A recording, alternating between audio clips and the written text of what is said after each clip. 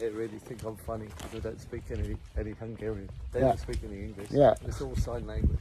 Yeah. So I'm used to. Yeah. You're okay because you haven't got steady cam. You're all right. But my personal opinion at the stage I am, it's all more about the message than the quality. The rougher the better. Well, not necessarily. It's not. I'm not heading for worse. Some people like raw footage. Yeah. Because it looks. Reality. Yeah, it's more real. Yeah. Apparently, it works better in TikTok if it's real as well, rather than stage. Yeah. Yeah. Yeah, you haven't got that AI unreality. Yeah. Yeah. You can definitely tell it's real when it's bouncing around, because AI doesn't bounce around, does it, yet? Anyway, good morning. For those who know me, I'm Colin.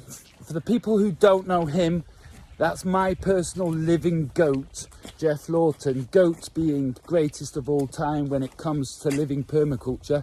That's my opinion, Geoff. That's my opinion. And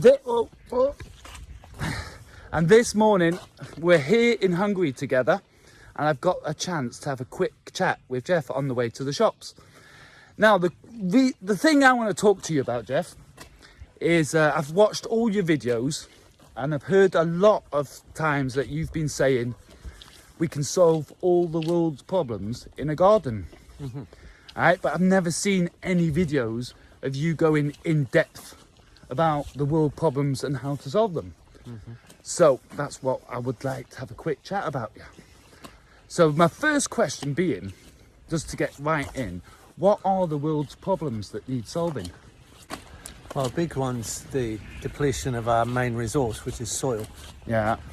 So we're losing soil at such a rate that the replacement level, that we need to achieve is really understated. We're not anywhere near replacing the soils, not only quantity but quality. So we're depleting organic matter at such a rate that it can't maintain itself. It can't be sustainable with soil life. And without soil life, soil loses its integrity, and then sooner or later you make a mistake and it slips away downhill into the ocean or blows away in the dry climates. And without soil, we're done. It's our main resource on Earth. So traditionally we've just depleted soil because we're greedy to overproduce and sell surplus and trade it for money. Money doesn't make soil, and cut down more forest, more ecosystems being majored in trees. So it's mostly forest type ecosystem where there's good soil underneath, because nature's good at making soil. Obviously nature can't exist unless it maintains soil fertility or even continuously produces soil. That's what nature does. So the lesson's right there. And and then we're oversupplying ourselves with energy that's got pollutant sources, and we've got to cut that out, because we're polluting the atmosphere, we're polluting the water systems, and we're polluting while we're depleting soil, we're polluting the soil systems of Earth. We don't even think of soil as a system. Actually, it's the largest and most diverse ecosystem in the known universe. So when you bring that all back to, well, where are we good at this? It's in gardens. Yeah. Gardens are our specialty. Yeah. And we've always produced from gardens, and that's where we produce the highest quality food. And everything, actually, anything we need from a living system, we can produce in a garden. Very small gardens are needed for food production, and larger gardens can produce all our other needs as well, actually. We've just been absolutely conned that we have to go big on everything. And it seems that in everything we do, the bigger we get, the worse we perform on quality and production within the area. The highest production of anything that humans engage in on the land is small area. So that's where we're real good. So we can learn everything about what we should be doing and how small we can be, or should be, can be, in small area. It's there. That's where we intensively learn, and the only place we can really teach, we can only truly teach from a small area garden, because as soon as we go into larger area and we maintain soil and we maintain life systems and ecosystems and don't deplete things in any way. We have to partner with nature. We have to be a partner. We can't do it all on our own. But in a garden, we can do it all on our own. So it's the ultimate condensed classroom, really, for everything we need to do. So that would mean everybody needs a garden. Most of us. Most of us. We need to engage in gardening.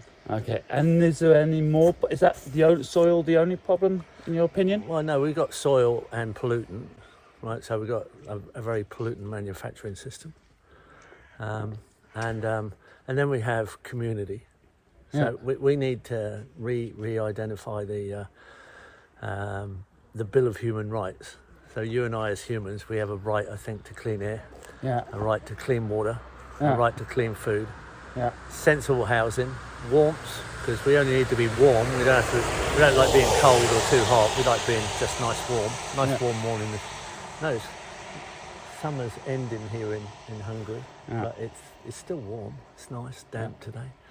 And friendship and community. We need community. Community, yeah. Should we go to the shop and then we come back? Yeah, we could do that, yeah. The local population are waiting for the bus. They're all looking at us going, who are these weirdos? Right, we'll be right back. We'll just go for some breakfast and we'll be right back. Apparently. I wonder what this is. I think this is a memorial. 1914 is the First World War. First World War memorial. Well, talking of First World War memorials, personally, I believe heaven on earth is a possibility. And personally, I got into permaculture as a solution to get nearer to heaven on earth. Mm-hmm. Now, for me personally, I mean, I like to think a lot while sitting in nature, thinking a lot. And there's one massive problem that I can't solve in my mind. Mm-hmm. And I've always wanted to ask you, and now I've got the chance. How, especially sat in my garden, how can I be part of the solution to stop the wars for my garden? Because that is, in my opinion, the kids dying for some profit or whatever reason we're fighting. I still can't explain myself a plausible reason for wars besides profit. But how would you say we could solve the problem war? Well, all your wars are about resources. We put other labels on them. It's not really about religion. It's a resource war where someone wants an oversupply of resources that they want to hoard instead of putting back into caring for the earth and caring for people. So if you adopt the ethics that the first thing you need to do is care for the environment, care for the world's ecosystems and living systems and non-living systems, when we have to care for the landscape in a non-living form too. And then you also care for the people. Everything you do is trying to help life get better for people. They're not limited by resource depletion because no one's hoarding it. They're spreading it around to the care of the earth and the care of the people. And then you have to put on there that, well, return of surplus, if you have surplus, you shouldn't be hanging on to it, because your surplus is someone else's depletion or, resource extraction. So all our empires, they've all been extractive human behaviours, and now we disguise them as different things, but that's what it's really about.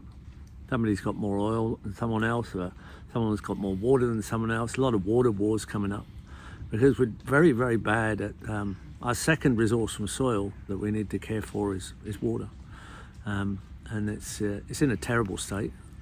Our behaviour creates flood and drought, and depleted life in water, and a lot of erosion and pollution in water.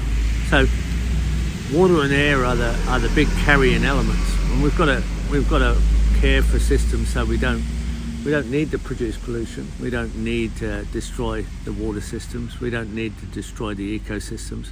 There's more than enough land. There's more than enough energy on Earth.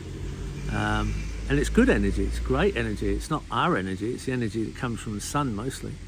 And once we learn to spread that nicely and absorb it with living systems, we do create heaven on earth. And when we realise that that's wealth, and wealth is really being good at caring for the earth and caring for each other, and to do that, like I said before, you've got to you've got to be able to produce really, you've got to what you're doing needs to facilitate really, because you don't do much. So you design, and then living systems take up the gap and do all the work. So you've got to be able to design systems that create clean air, clean water, clean food, sensible housing, warmth, friendship and community. Once you realise that's wealth, and money isn't, it's an exchange mechanism with a false media that even gold, gold's not that, it's an interesting metal, but it's not very useful. You can't eat it. No, you can't even make a hammer out of it or anything. It's not much. It doesn't corrode. That's about the most useful part of it. But that's not so useful. Doesn't make a great tool. But once you realise true wealth, then you find it much easier to create that heaven on earth, or facilitate heaven on earth to create itself, and also you become less fertile. So you don't have as many kids. So infertility is created by people suffering. And if you want to check that out, look up and research where the infertility clinics are, the IVF clinics. Infertility clinics are most concentrated where people have, where they think they're wealthy. They've got a lot of money and they've got a lot of social services because the country has a lot of resources and it can afford to give people a lot of money for social services. So they're not struggling. They've got a lot of surplus that they shouldn't really have. They should be helping people who don't have surplus to care for the earth and the people.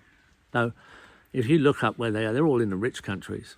And you look into the countries where people are suffering, it's not because they're uneducated, it's because you're incredibly fertile. If you want to find the most fertile people on earth, it's where they're in a war zone getting bombed by people with ridiculous amounts of resources, like Gaza and the West Bank in Palestine at this point in history, Ukraine, or where people are working in terrible open-cut slavery mines and children are dying digging up our mobile phone materials, like the thing we're looking at right here. Yeah. Right. That's just ridiculously stupid. It's also stupid. How can we be the most intelligent element on earth when we are so destructive? We can be as positive as we are presently negative. That's pretty positive considering how negative we are. Because the universe is all a balance. You can't have good without bad. You can't have negative without positive. And we need to moderate things so we're on a nice, reasonably level keel. So we don't need an oversupply of anything except clean air, clean water, sensible housing, warmth, friendship, community, and it's pretty common sense. And we should be teaching this to every single school child, so they grow up with a positive attitude and a can-do, let's do it attitude. But we're educating kids to say that humans can only be bad, and that's going to be their attitude. Who cares? We'll just party on until the train goes off the end of the cliff. Well, that's no good, because we are clever and we can do all sorts of things. Look at the technology we have, and if we put it to the good use, we can fix the planet quite quick. Actually, 4 or 5 years we'll have it fixed up if we want to do it. 4 or 5 years? Yeah, no problem. All right. So if we decide to put you as the head designer or the head shepherd or the boss of the world, 4 or 5 years, that sounds good. I'm up for that. I'll join in. What's the first? What would the steps be that we need to do it in 4 or 5 years? Because most people say you need 2-3 generations to teach the new generations the way of thinking, or like we've lost the knowledge of gardening in the last 2 generations. But so what will what would the steps be to get it done within 4 or 5 years? Because that sounds brilliant. Well, We'll be finished before 2030. Yeah, no problem. No problem. All right. But you have to make me the permaculture dictator. Of course. Of course. I mean, if you can save the world within 4 years, mate, I'll be the loudest shouting for you to be dictator. Long live Geoff. Well, you've got to be able to hire and fire, so everyone's got to pay attention and promise that they'll do what they're told. And we're going to direct all the military funding to earth repair, and all the present, highway and motorway funding, all the transport systems for now, for 4 or 5 years, they can stay where they are. And we're going to standardise all the manufacturing of things like cars and fashion that are unnecessarily complicated just for the sake of profit. And we're just going to go into earth repair. In all the earth moving equipment that's out there, and there's plenty of it, and it's pretty good. Right? We're going to put that to work to harmonise the landscapes, to hold water, and grow lots of productive ecosystems, and just lots of ecosystems that will respond on its own. And we'll come back to urban agriculture to grow our nutrition, which is all the fancy stuff, like lots of different valuable plants for our health.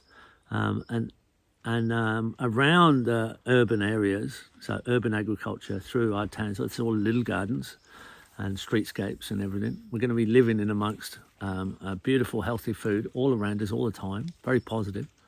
And all the runoff from the cities and the urban hard areas, hardscapes, hard services, they'll all run off to the perimeter of the city.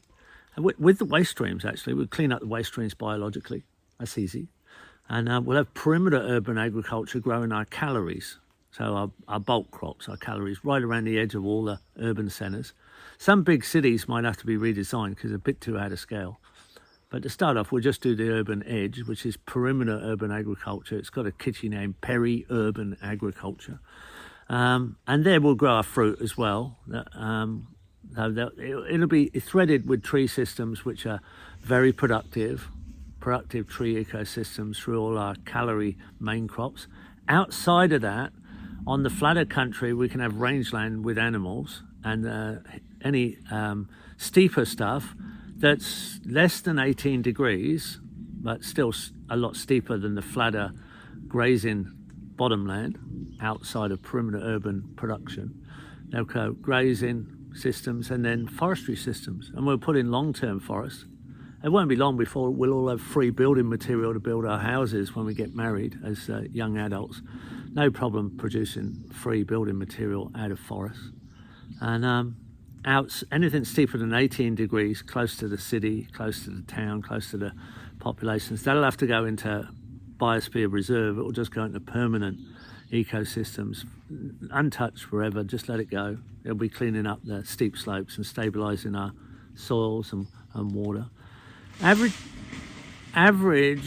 will kind of be 70% tree systems through human population areas and human influenced areas. Now, if we do that, the average production level you can expect is we can produce the same amount of primary production, what we produce from land. We can, everything, food and fibre and everything else, all the forestry products, we can produce that on 4 to 6% of the equivalent area. I've got to say that carefully, not the same area, the equivalent area of what we presently use on these mass out-of-scale broad acre systems at great distances from the population. That's what we do now. We actually ship stuff all around the world. It's often cheaper if you buy it on the other side of the world, which is weird. That's global trade. Yeah. They actually favour the fossil fuel producers. So we're paying. I can pay more for an Australian product in Australia than I can in the Middle East. Yeah. We grow rice in Australia, and it's cheaper in Jordan than it is in Australia. The Australian rice. Yeah. And New Zealand lamb is cheaper in the Middle East than it is in New Zealand, etc. It's nearly everything you want to buy. It's cheaper to go to the other side of the world to buy it, but that takes more fossil fuel again. Well, how ridiculously silly is that? But it favours somebody, and it favours the people who, in the transport systems, trucking, shipping, and fossil fuel producers. So, most of that can just more or less over time, you can't do it straight immediately, but you could just cut that right down with what you can do locally. And we're much, much healthier. The diversity of what we'd be consuming in food would go up 100+ times. Now, what you now go to the shop and buy, often from the other side of the world or from a long way away, is quite limited compared to what we can actually produce locally and consume locally. So those would be the main points. I mean, I think it's $2.2 billion presently is spent every year on aid, right? But America gives the little country of Palestine, occupied by the Israeli forces, a military regime, it gives that military regime $3.5 billion. So they get just that country alone, which is like slightly orientated towards conflict, to put it very mildly. Yeah. They're getting $3.5 billion, but all the poor people in the world that we want to help with United Nations aid programs is only 2.2. So go figure that. Yeah. I mean, we'll have that, thanks. Yeah. We can teach you to do a green in the desert type system and feed yourself. I mean, people fed themselves in Palestine forever. It's one of the oldest populations on earth. Jericho's 10,000 years old, a permanent occupied city. And the other cities that are older, just a bit, is Erbil in northern Iraq and Damascus in Syria. Both gone through quite a bit of drama in the last few years, unnecessarily. And we need to pay attention to some of the old systems that don't cause pollution and provide lots and lots of valuable resources like canals, underground canals, and swales, and tromps, right? Which Rapid Chute Mine in Canada's had a tromp running for over 70 years, produces compressed air from falling water. But the irony is you've got to stack water high in the landscape, which helps you produce forest ecosystems. And from doing the right thing, you actually get to drop water vertically in specific points and get clean energy from compressed air. So that'd be international policy for me. And after setting that up and getting it going and everybody having an aha moment going, oh, wow, that's a tipping point. I could just, pass on and go into the ground myself and feel okay. Well, I've just had the aha moment. That sounds easy. Sounds really easy, like you say. But do you have any explanation for me why that's not? Because that sounds like common sense, really, and everyday life. What's the reason that at the moment we don't? Is it just pure profit?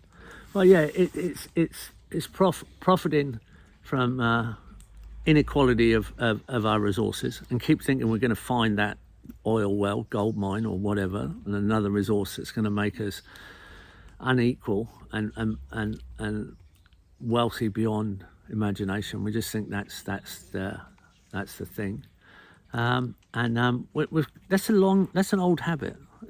We've had that habit for a long time.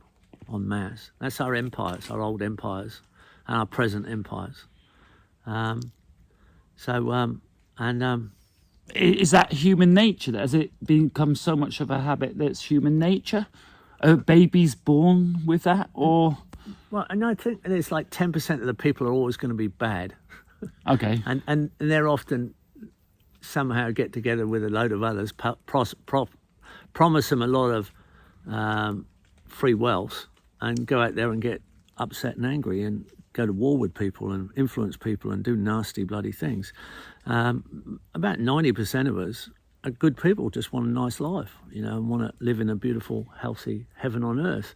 But the other thing is we've made science our God.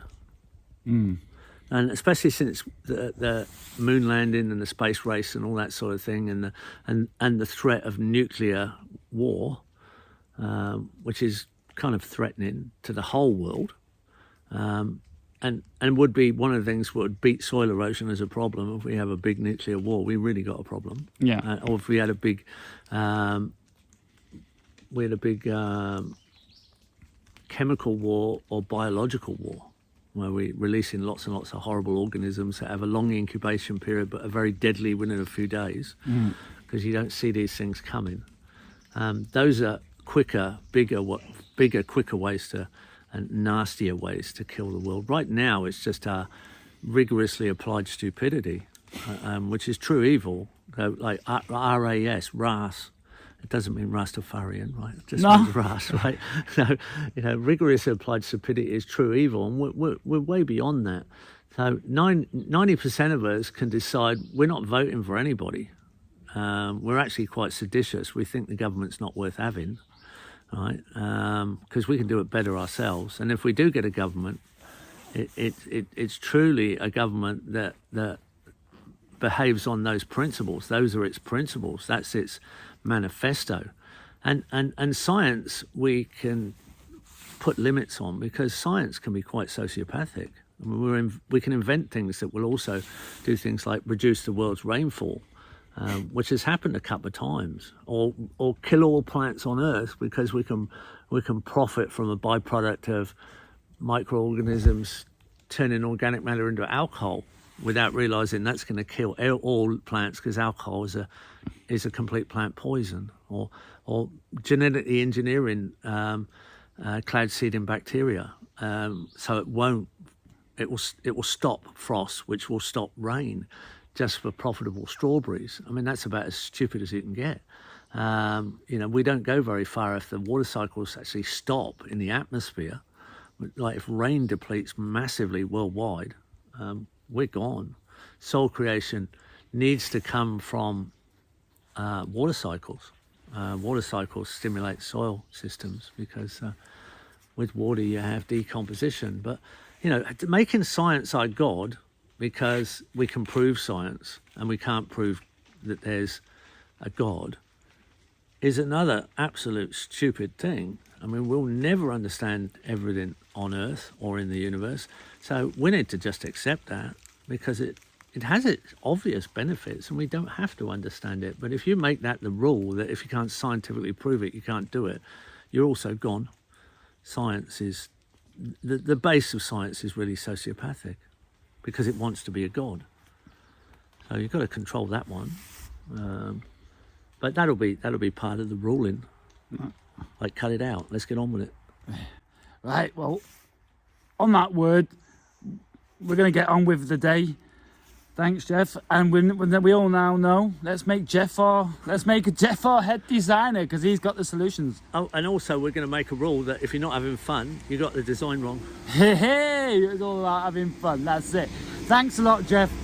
You've not disappointed me. You're still my goat. And I'll follow you wherever you go if we let you be the solution. Right? And as he said, it's 9-1. It's 9-1. And I'd fancy that chance any day on the playground. All right, see you later, guys. Thanks a lot, Geoff. Bye-bye.